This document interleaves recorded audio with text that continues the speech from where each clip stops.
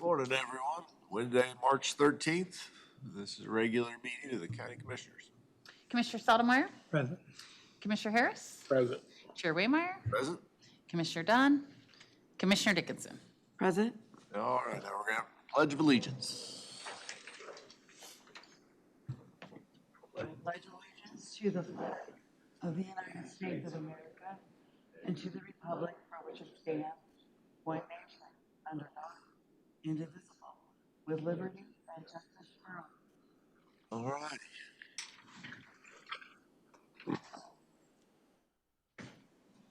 Got a public comment, it looks like. We do.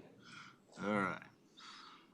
Citizens desiring to speak on an item not on the agenda may do so at this time. Discussion is limited to 5 minutes. The commission will not take action or discuss items at this time. Discussion should be limited to matters the county commission business, and public comment is not permitted.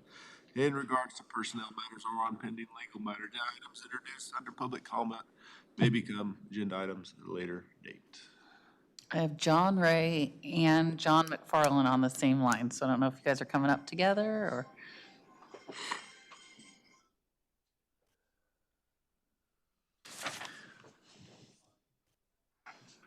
She'll need an address for the record. Okay, good morning. John McFarland. It's 1583 Montana Road, Princeton, Kansas. John Ray, 2428 Nebraska Road, Ottawa. All righty. John and I are here this morning on behalf of the landowners of the Prairie Light Solar Farm, proposed solar farm. Just wanted to bring a few points of support for the program. The solar company, Orion, they're proposing to invest over $400 million in this project in the county. Will provide tens of millions of dollars in property tax revenues over decades that will benefit the whole county. I mean, it's a big deal. They're trying to be considerate with the neighbors on doing landscaping on the install for scenery that will, create wildlife habitat and for everyone to enjoy. As a farmer, I appreciate that they're spending the time to plant pollinators and native grass under the panels, or they're proposing that, and which would be good for everyone. And when the panels come out, it's going to act kind of like a CR conservation reserve program. It's going to build the soil up so there'll be something there when they do come out. So, if John wants to talk for a little bit on it. I just want to state that as a farmer, we feed the world, we fuel the world, and we produce fiber for the world. Sunlight, that's a crop that we sell. Everybody utilizes sunlight. So every time we sell a bushel of corn or soybeans or wheat, we are also selling sunlight. In this project, we are just trying to diversify what we are selling, and we're selling through the solar.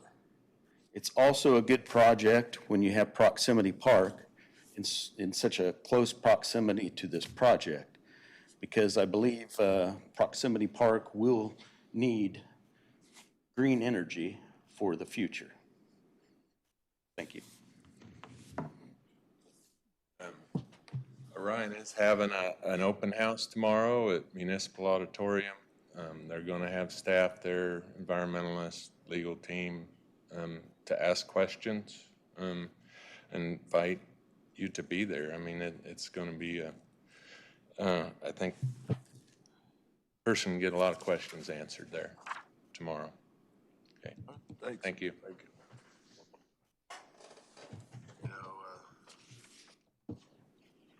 Guess we could address this now or after the meeting, or when we do, or towards the end of the meeting when we do commissioner comments. But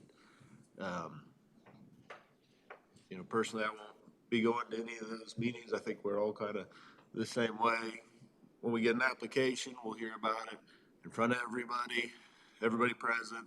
There'll be an application from the applicant. We'll get that information then. As a community, we can sit down or sit together in the same room, ask questions, listen, and make a decision there. I guess, think of it like a casino where all your cards are on the table, everybody can see. I don't like getting, information or lobbied or from outside of a meeting where, then I come to a meeting and folks think, well, what factors are influencing him? What decisions, how's he making his decision? I like it all to be on the table and, I guess I don't want it to be perceived as not interested or not caring, but, I don't plan on going to the meetings, like I say, whenever they do make an application, much of that information will be in writing and then we'll be able to ask questions then, but it'll all be open, transparent in front of the public. And, like I say, as a community, we can then make a decision, what's right for us, so. As far as public comment, this is obviously something the community doesn't agree on. And we could beat each other up over it until there actually is an application. Or we could wait till there's an application, look at it, decide if it's right for us or not. Luckily, we haven't had a ton of that in our meetings so far. And I hope it stays that way. Like I say, it's no secret, no doubt. There's not a consensus on this in the community, but, I guess I'm not gonna stop anybody from having their right to come up and speak now, but I would ask you, please, let's just wait till this actually comes up and we can have facts in front of us and decide then. We don't need to drag it out and beat each other up for any additional time, so. Is that public That's it comment? on public All right. comment. That takes us down to our consent agenda. Today includes meeting minutes, I'm tongue-tied today, for our March 6th meeting and tax change orders, negative $2,326.76. Motion approved. Second. Commissioner Stottlemyre? Yes. Commissioner Harris? Yes. Commissioner Dickinson? Yes. Chair Waymeyer? We also have one more on there, and I missed it, but we can vote on that. That's to consider participating in the 2024 group county salt bid to replenish our material stockpile. That's, I think Douglas County administers that. Is there a motion to participate in that? So moved. Second. Commissioner Harris? Yes. Commissioner Dickinson? Yes. Commissioner Stottlemyre? Yes. Chair Waymeyer? Yes. Our sole item of business today is to consider approving modernization of the jail elevator. Good morning, Brandon.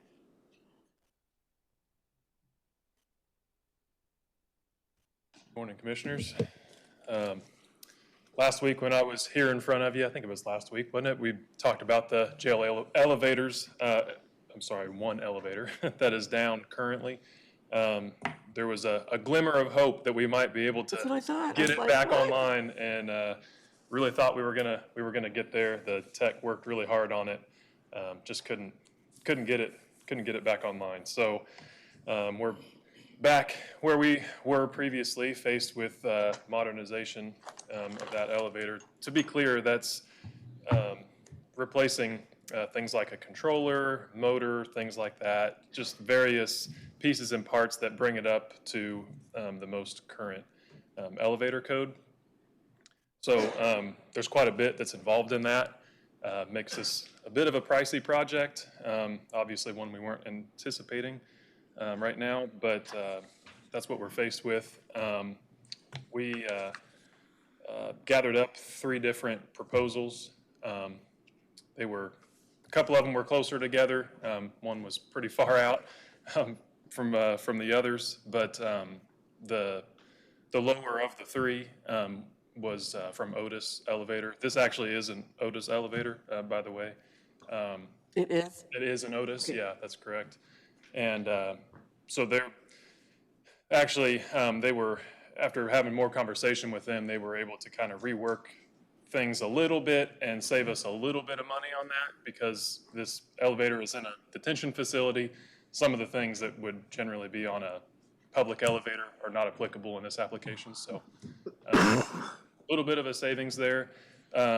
The number that you have in front of you from Otis, that $127,900, their bid does not include extra work that might be needed. So electrical work that might be needed. We know there's going to be some electrical work.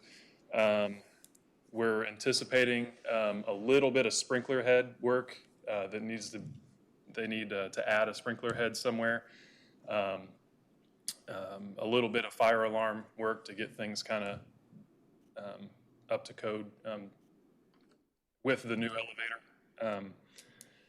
We're anticipating the extra work that we're going to need on top of that to be within or around $10,000. There's still some question marks on that until we kind of can get rolling a little bit more and have better conversations about what we're going to anticipate. One of the big issues is the elevator is sitting on the bottom floor, and we have questions about what's underneath the elevator in the pit, but it's stuck on the all the way down there, so we can't see in there.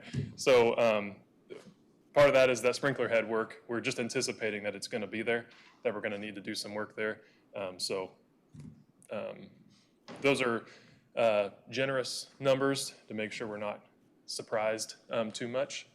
But that's kind of what we're looking at. So a total project, we're looking at somewhere around the 137.9, something like that. But what we're looking for today is approval to move forward with Otis Elevator so we can at least start the process for the organization. If we were to move forward today, the procurement of pieces and parts that they need for this pushes this out to like August or September before we're even talking about starting work on it. So that's kind of the it's unfortunate. All three companies were the same way. It's just materials are not available. So they have to wait for them to be procured. Quite a lead time on that. So part of the reason why we're trying to move forward fairly aggressively with this to get this rolling and get things on the schedule. So How old did you say, or when was the jail built, or how old did you say this elevator was? I don't know for sure, but I'm anticipating it's at least over 30 years old. You guys have done a great job working with vendors to keep it running as long as you can, and we got certainly a lot of life out of it, and but I'm sure you'll be happy to have one that's just new and works and sure. not get as many calls and Yeah. it'll free you up a little bit. Absolutely, So. absolutely. Is it a hydraulic? It is. Yes. I just Googled, how much does it cost to modernize a hydraulic elevator? And it went from 50,000 to 150, so we're definitely on the high end. There's a lot of questions that need to be answered when you're talking about a modernization. I mean, how many floors do you have? Do we have doors on both sides of the elevator or just one? Different things like that. This is also controlled by two different control panels. So when you walk into an elevator, you hit the button where you want to go, and it sends you where you want to go, right? This one has that, but only some of the buttons work. The other control panel is controlled by the jail staff. So we also have that bit to add into it. So I think that adds to that number a little bit. So this is not the public elevator, this is the one that goes down to the basement and the Correct. one that stops on the second floor and all those. This is the non-public elevator, right? Wow. All right, is there a motion to approve the proposal presented for modernization of the jail elevator? I'll make that motion. I'll second it, hoping and praying it gets done faster. Commissioner Dickinson? Yes. Commissioner Stottlemyre? Yes. Commissioner Harris? Yes. Chair Waymeyer? Yes, thank you. Thank you. All right, any staff reports? Sheriff's Office, IT, roads? So yesterday, we had the bid opening for Old 50, the widening project that we're going to do on that.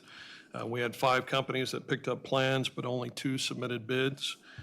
Kilo Construction submitted the apparent low bid at just over $2.3 million. The engineer's estimate was just over $3 million. So we feel really good about that. The bid packages are being reviewed right now, and we I'm very hopeful that we'll be able to bring this to you next week for formal approval. That project has a begin date of May 6th, so they've got to start construction by then, and substantial completion by October 25th of this year. So we'll get this done in one construction season. So, yeah, it was a good day. Very happy with the low bid. That's going to serve us very well. Plus, it's a local company, so that's always a positive as well. The other thing I have for you today, the Osborne Terrace Bridge, we opened that to traffic last week. We have a final walkthrough this afternoon. I'm not really expecting any significant punch list items. And so for all intents and purposes, that road is open and folks are using it.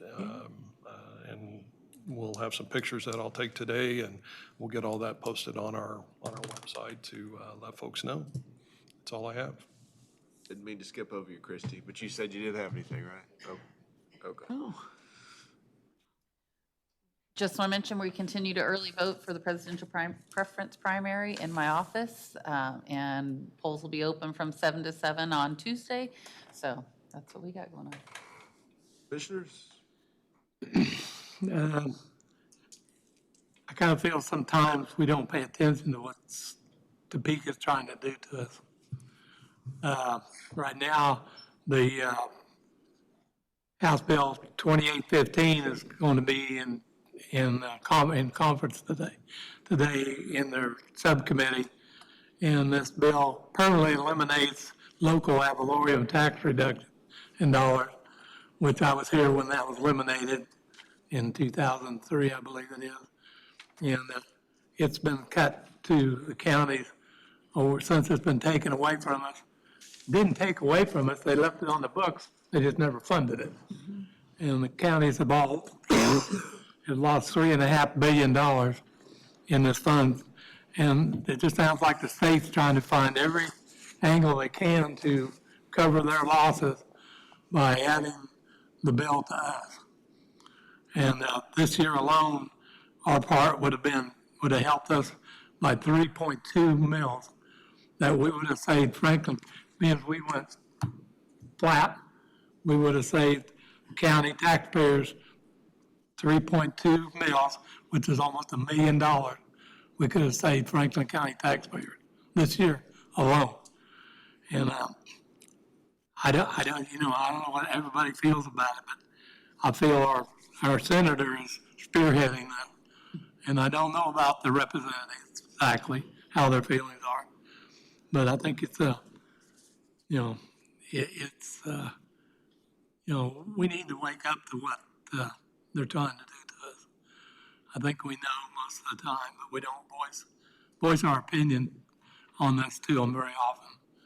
And I think we really do. And I think the taxpayers in Franklin County need to understand. Our senator thinks it's a great deal. Well, it's a great deal for her on the state level, because they get to lower their mill levy up there off of our back. So that's all I got. I don't have anything, Colt. I'll just piggyback on that the state legislature thinks that they don't want to give that money to the counties and the cities, but they aren't. That money would not go to us. All it would do, it goes back to the citizens, because every dollar that they would give to us, if they would actually fund those, helps us reduce our taxes. And that's all, and everybody says you need to reduce taxes, and even people in Topeka say you need to reduce taxes. This is a great way to do it, but they refuse to fund it. So if you get a chance, get a hold of your legislatures, because it needs to be done. Anyway, last Thursday I was on the radio. I don't get to do that very often, but everybody knows that the county has a spot on COFO on Thursdays at 7:10.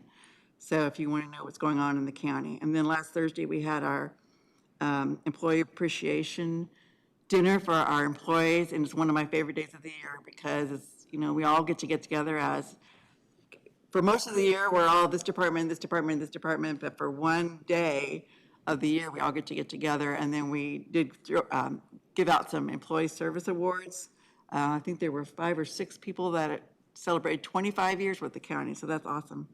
Last Friday, the chamber had a coffee at Edward Jones, introducing Casey Lytle as a new financial advisor. Casey's been in the area for, I think about 12 years, but he grew up here, moved away, came back, but he had started at Edward Jones. And then on Monday, I attended a chamber strategic planning day, just kind of a 3 to 5 years, where the chamber is, where we anticipate the chamber to be, where we want the chamber to be, so. And I think that's all I got. Motion to adjourn. So moved. Is there a second? Second. All in favor? Aye. Adjourn.